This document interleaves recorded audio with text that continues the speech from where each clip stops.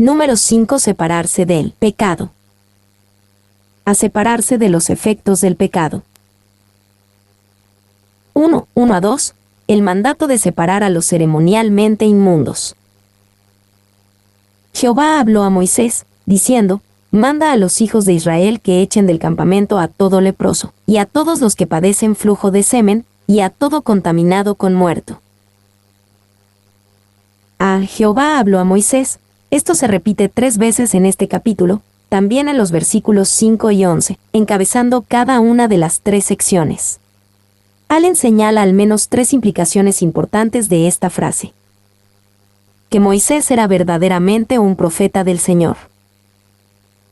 Los mandamientos que Dios le habló a Moisés no eran revelaciones secretas. Estaban destinados a ser difundidos por toda la comunidad de Israel. Estas palabras de Dios fueron mandatos con autoridad, no sugerencias. B. Manda a los hijos de Israel que echen del campamento. Mientras Israel se preparaba para marchar a la tierra prometida, debían separar a los que se consideran ceremonialmente inmundos. Esto incluía al leproso, Levítico 13. En realidad, describe una amplia gama de enfermedades de la piel, aquellos con flujo, Levítico 15, y cualquier sacerdote que tocara un cadáver, excepto el de un pariente cercano, Levítico 21:1. Lo que Dios ordenó en Levítico ahora tenía que llevarse a cabo. Y, probablemente esta ordenanza dio la primera idea de un hospital, donde todos los que padecen trastornos contagiosos son puestos en pabellones particulares, bajo tratamiento médico. Clarke. 2. Todos los que padecen flujo. Parece probable que aquí solo se refiera al flujo a más largo plazo, que requería que se ofreciera un sacrificio cuando mejorara. Wenham. 3. Y a todo contaminado con muerto. El máximo signo tangible de impureza en el antiguo Israel era el cadáver. Los procesos de descomposición y enfermedad en la carne muerta eran evidentes para todos. El contacto físico con un cadáver era una señal segura de inmundicia y muy posiblemente una fuente de infección. Allen. Se echen del campamento. No era que ninguna de estas cosas hiciera o demostrara que una persona era un pecador notorio, aunque eso a menudo se asumía erróneamente. Más bien, era que la lepra, las secreciones inmundas y los cadáveres eran recordatorios de los efectos del pecado, de los cuales Israel debía separarse mientras se preparaba para marchar hacia la tierra prometida. Y podríamos considerar estas 3 fuentes de impureza como una analogía de la naturaleza pecaminosa de la humanidad, heredada de Adán. Un leproso no elige la lepra, sino que la hereda, por lo que nuestra naturaleza pecaminosa no es elegida, sino heredada de Adán. Elegimos actos individuales de pecado, pero nuestra naturaleza pecaminosa fue heredada. 2. En esta etapa de la progresión de Israel hacia la tierra prometida, Dios los había organizado y ordenado. Ahora, serían desafiados a convertirse en una comunidad que valorara la pureza. Dios deseaba hacer de Israel un pueblo de la tierra prometida, y eso significa un pueblo santo y purificado. 2. 3 a 4. La amplitud y la razón del mandato. Así a hombres como a mujeres echaréis, fuera del campamento los echaréis, para que no contaminen el campamento de aquellos entre los cuales yo habito, y lo hicieron así los hijos de Israel, y los echaron fuera del campamento, como Jehová dijo a Moisés, así lo hicieron los hijos de Israel. Así a hombres como a mujeres echaréis, ni hombres ni mujeres debían ser excluidos de este mandato. Ni la simpatía ni la superioridad percibidas podrían evitarle a alguien los efectos del pecado en el mundo y de nuestra naturaleza pecaminosa. Y esto, por supuesto, no significa que fueron dejados atrás para perecer, sino que no se les permitía marchar en el lugar que les correspondía con las tribus de su pueblo. Morgan. B. De aquellos entre los cuales yo habito. La gran razón de esta separación ordenada era porque Dios vivía en el campamento de Israel, por lo que tenía que haber un esfuerzo para separarse del pecado y sus efectos.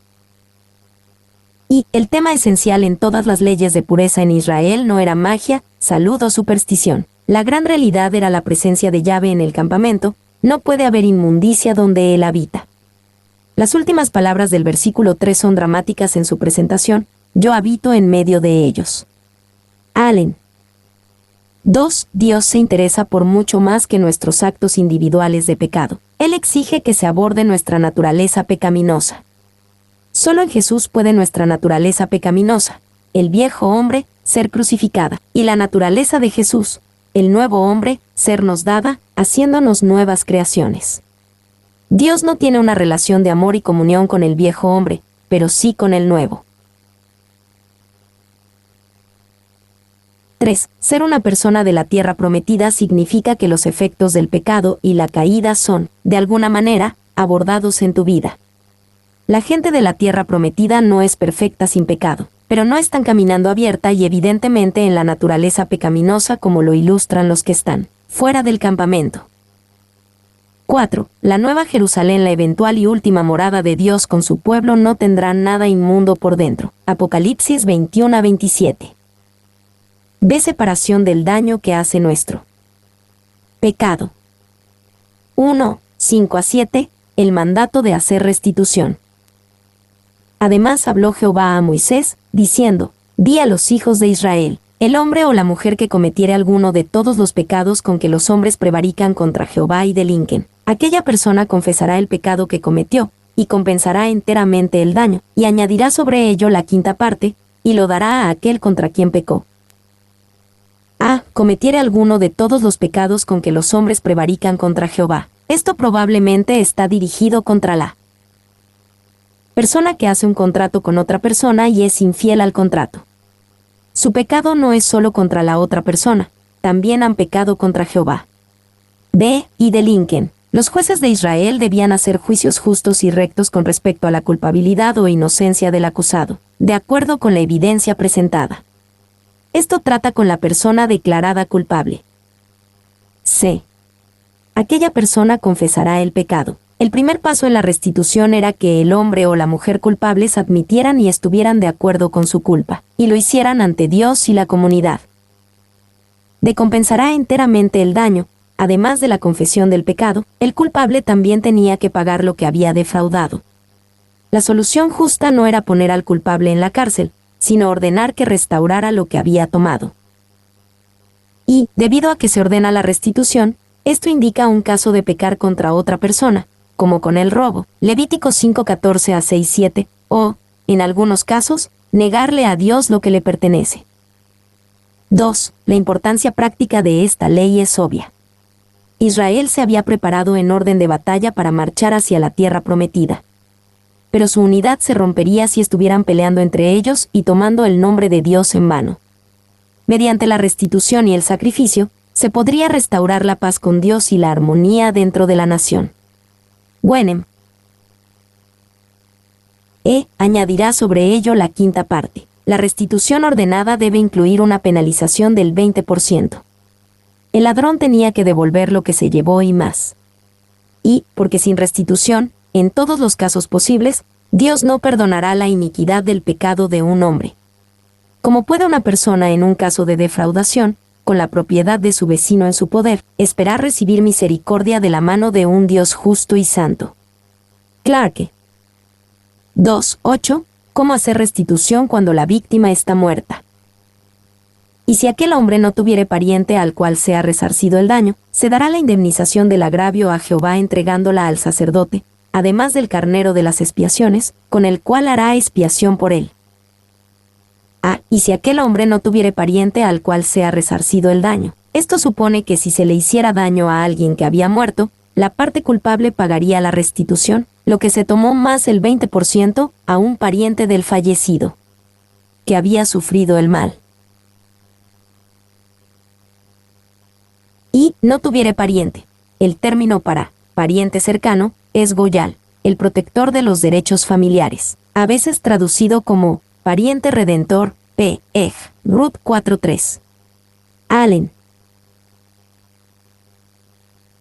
B. La indemnización del agravio a Jehová entregándola al sacerdote. Si no se puede encontrar un pariente vivo para recibir la restitución, entonces el pago de la restitución debe ir a Jehová. El pago de la restitución era igual de importante si no más importante para el culpable que pagaría como para la víctima que lo recibiría. Y, notablemente, Cuando iba a Jehová, iba al sacerdote. El sacerdote lo recibía en nombre del Señor.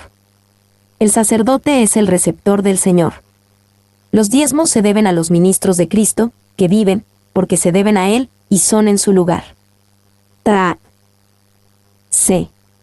Además del carnero de las expiaciones. Un carnero era parte de la ofrenda por la culpa descrita en Levítico 5:14 al 6:7.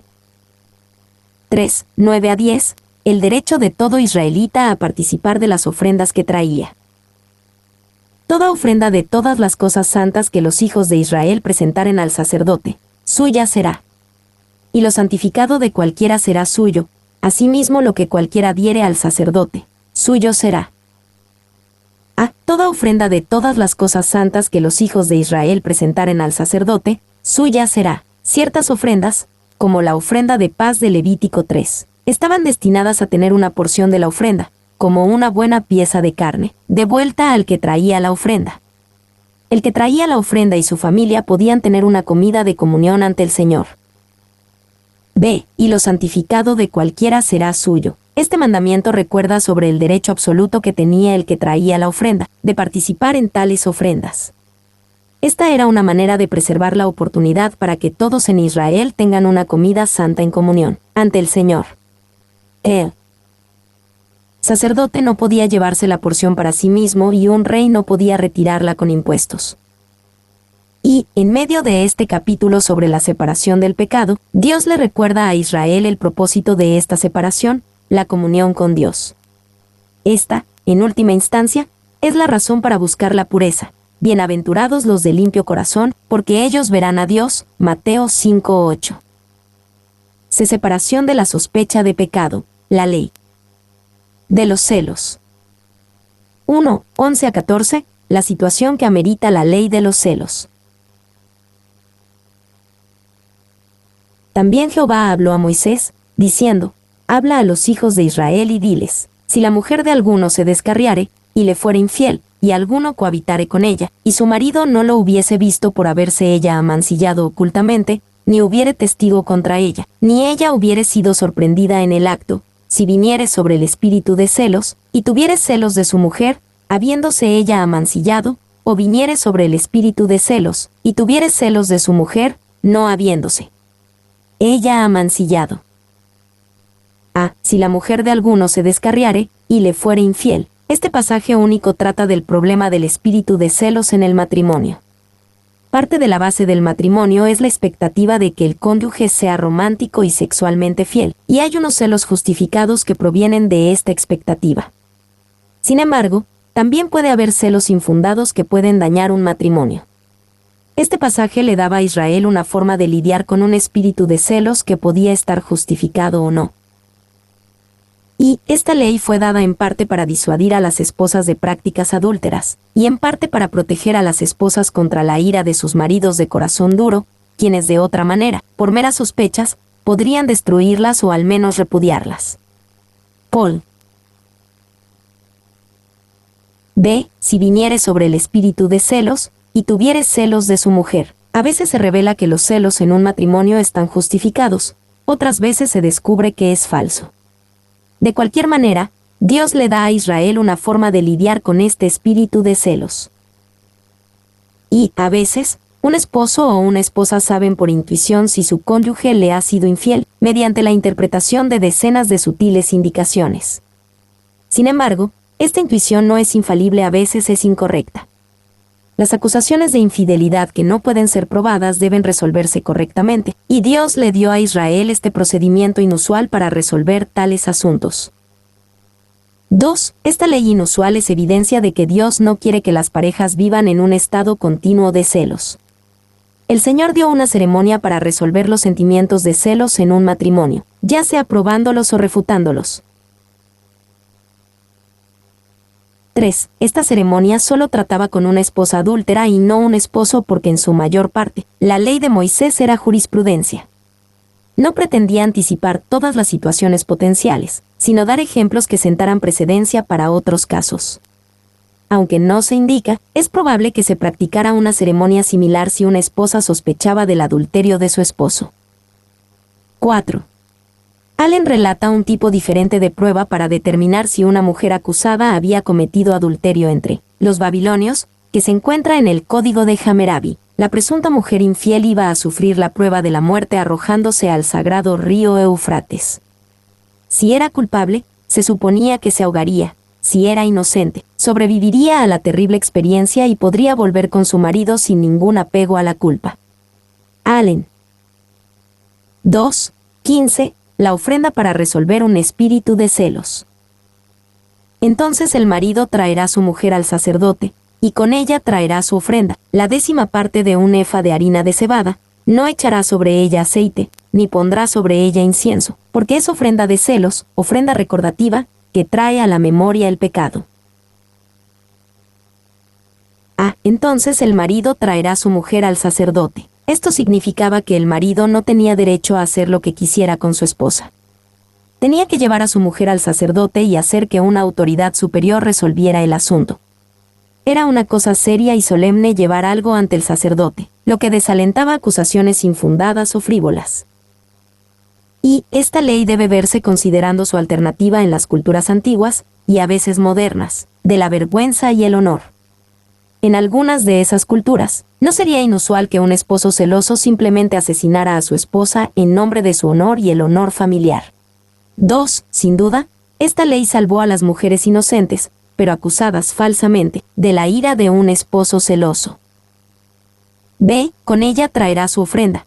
El esposo celoso debía traer una cierta cantidad de harina de cebada, y esta harina sola no acompañada de ningún aceite o incienso, cosas que habitualmente acompañaban a una ofrenda de grano. C. No echará sobre ella aceite, ni pondrá sobre ella incienso. No debe haber aceite ni incienso, cosas añadidas para endulzar una ofrenda típica de grano. No hay nada dulce en esta ofrenda recordativa, que trae a la memoria el pecado. Esta ofrenda era amarga, no dulce, porque o la esposa sería declarada culpable de adulterio o el marido sería culpable de sospecha infundada. D. Que trae a la memoria el pecado, no era que quizás la esposa cometiera adulterio y no lo recordara. El sacrificio no era para que el esposo o la esposa lo recordaran, sino para que toda la comunidad recordara la terrible naturaleza del adulterio o de la acusación falsa. 3. 16-28. La ceremonia de la ofrenda para cumplir la ley de los celos. Y el sacerdote hará que ella se acerque y se ponga delante de Jehová. Luego tomará el sacerdote del agua santa en un vaso de barro. Tomará también el sacerdote del polvo que hubiere en el suelo del tabernáculo, y lo echará en el agua.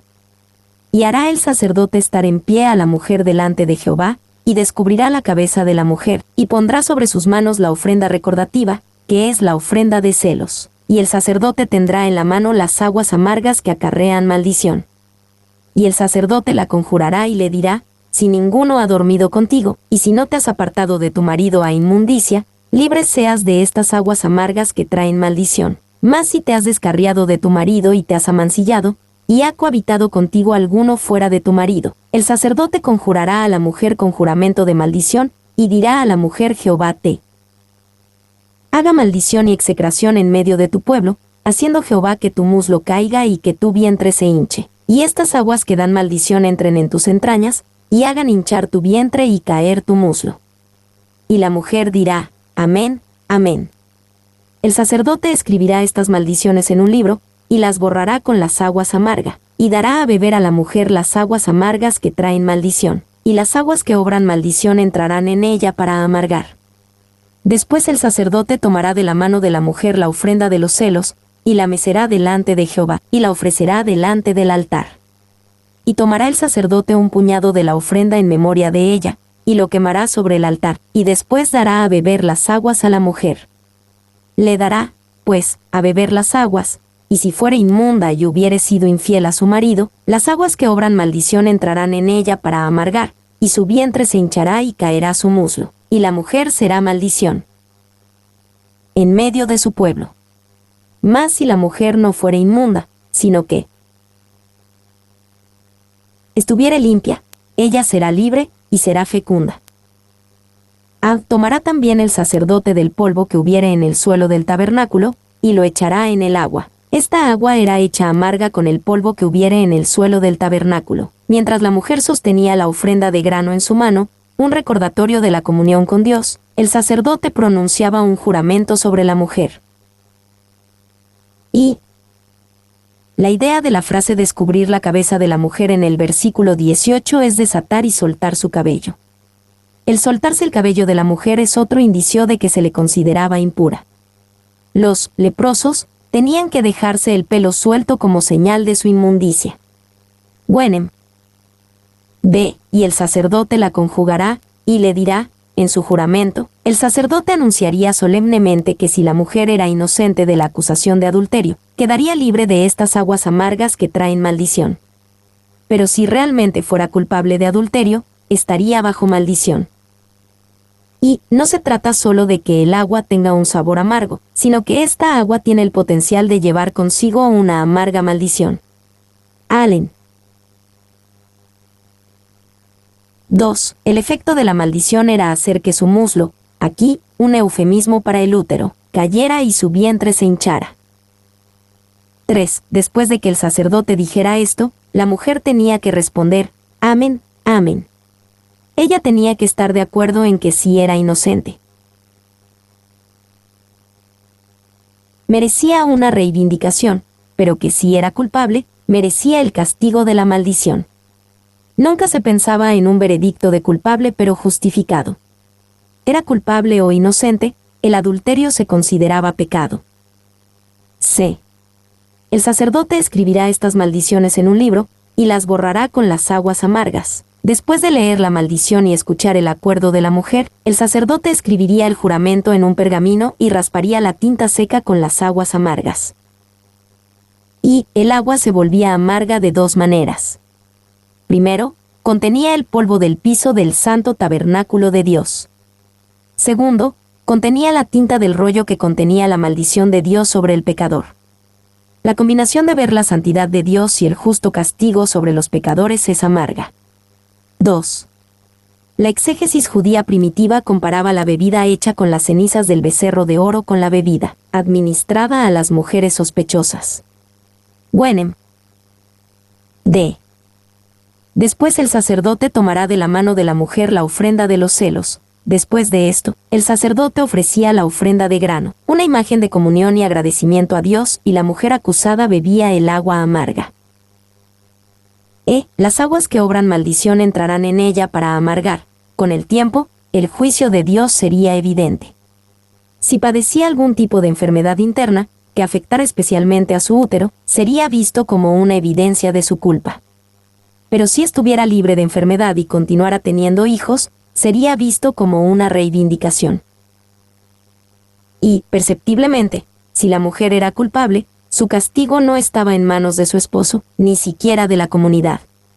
Bajo la ley de los celos, el castigo de la mujer solo estaba en la mano de Dios. Si la mujer era inocente, era conocido por toda la comunidad. 2. Según Adam Clarke, algunos rabinos judíos también decían que si la mujer era culpable, la misma enfermedad vendría sobre el hombre con el que había cometido adulterio. Pero también decían que incluso si la esposa hubiera sido culpable, pero su esposo también había sido culpable de adulterio, el agua amarga no la afectaría. 3. Esta ceremonia solo podría funcionar con algún elemento sobrenatural involucrado. Beber agua con polvo y tinta normalmente no causa enfermedades internas solo en los culpables de adulterio. Sin embargo, el estrés mental de conocer su culpa y proclamar abiertamente que el juicio es correcto sobre sí mismo no puede ser bueno para la salud. 4. Como mínimo, debido a que se trataba de una ceremonia pública, esto hacía que toda la comunidad tomara conciencia de la maldad del adulterio y de la seriedad de tratar de ocultar su pecado.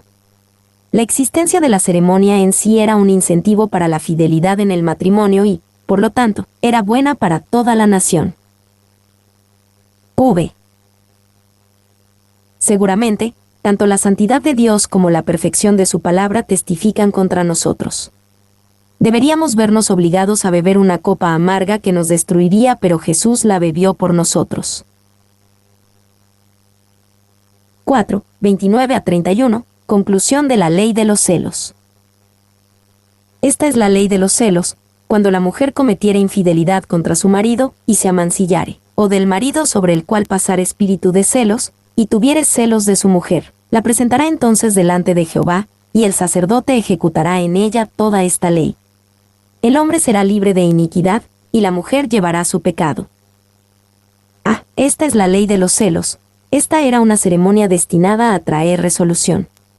El marido tenía razón o no en sus celos. Si su esposa había sido adúltera, él tenía razón. Si no lo había sido, él estaba equivocado. El problema tenía que resolverse, y este era el camino que Dios le dio al antiguo Israel para resolverlo. Y el mismo hecho de estas instrucciones muestra cuán importante es, en la mente de Dios, que, en aras de la verdadera fuerza nacional, la vida familiar se mantenga en su forma más fuerte y pura. Morgan. B. El sacerdote ejecutará en ella toda esta ley. El efecto de esta ley era promover la fidelidad en el matrimonio y liberar a los matrimonios de la oscura nube de la sospecha. Mi nombre es Demim.